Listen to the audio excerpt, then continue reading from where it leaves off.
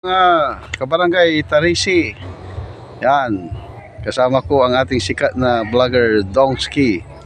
Yan po yung initial niya ngayon. So, ato may ngaramod sikilaan? Ferdinand Espinosa, ayan. Ito po yung kuan kasi siya po ay naghahanap ng kawayan bayog. Kawayan bayog ba hinanap mo? Yung labong-labong. Actually yung kawayan bayog, ito po, yung kawayan bayog, yan.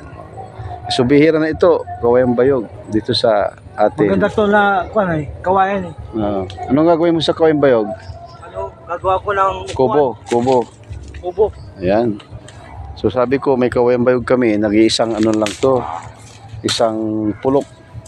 Actually karamihan dito sa atin ay kawayang kiling. Pag kawayang bayog, yung mga ganyan, magkakalapi yung guhit ba? Magkakalapi yung guhit nito. So matibay ito mga kabarangay. Matibay ito yan. Masarap daw ang labong nito dong ah. Oh, masarap yan. Saka masarap ang labong. matibay yung kawayan niya, matigas. Matigas ano. Matamis-tamis daw. Tamis. Yan. Pag gagawa ka ng kubo. Ginagamit sa ano to din, yung kawayang bayog, pang tali. Yan. So i-vlog po natin para habang buhay pa itong kawayang bayog na to at makikita pa natin.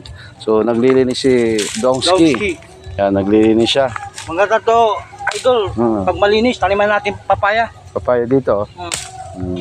Para may produkto. Oo. Madagdagan. Pero malayo tayo sa bahay. Di ba? Yan. So, lipat tayo. Linis kung may time. Lipat tayo. Tingin tayo dun sa kabila. Okay, mga kabarangay. Muli po sa pag-iikot namin ni Dongski, may nakita kaming ito po yung tinatawag na uwi sa Pangasinan. Ano ba? Oo. Noon, pag yung kulang ka sa dugo, yung anemic ka, ito yung ginagamit nila. So bihiran po ito dito sa part ng Macolnut Road. Nakikita natin ito. Marami dito siya, marami.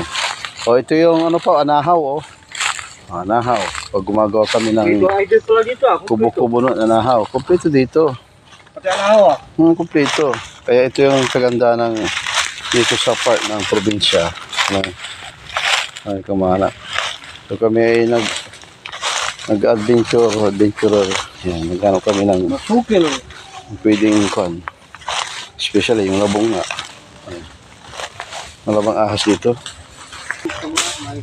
Yan, ganoon yung paglilinis, oh. Yan. Kasi maano to eh. Matinik.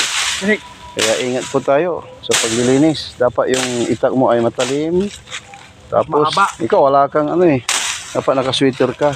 Yan. Ito po ay maglilinis ngayon. Kasi alam ko, sanay sa linisan eh. Dongski. Galing sa hirap. Galing sa hirap. Tapos ngayon mayaman na siya. Mayaman sa pagkasama. Ayun, tama po yun. Okay, mga kabarangay. Ito po yung kawayang kiling. Yan. Kiling ba ang tawag dito? Kawayang kiling. Ito yung ginagawang kaing, bilao, kung ano pa. Kaing nga, yung tiklis. Bilao, sawali. Yan, ito yung kiling. Yan, maraming gamit ito. So, dito tayo para bisitahin na rin at linisan na rin kasi maraming bamboo shoot na tumutubo dahil tag-ulan. So, yun lamang po para alam natin kung ano yung para may nakikita ko pagkakaiba. Okay? Bye-bye.